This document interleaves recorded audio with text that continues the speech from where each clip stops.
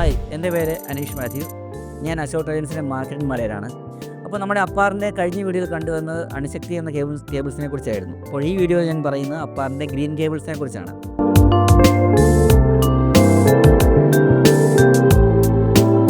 Green cables എന്ന് പറയുമ്പോൾ നമുക്ക് കുറച്ച് മാനദണ്ഡങ്ങൾ ആവശ്യമാണ്.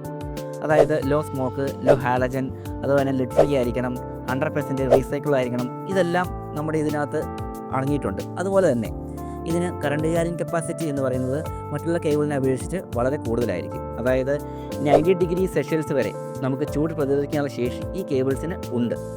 നിങ്ങൾക്ക് ഈ കറണ്ട് ക്യാരിങ് കപ്പാസിറ്റി മറ്റുള്ള കേബിൾസിനെ അപേക്ഷിച്ച് ചെക്ക് ചെയ്ത് നോക്കാവുന്നതാണ്.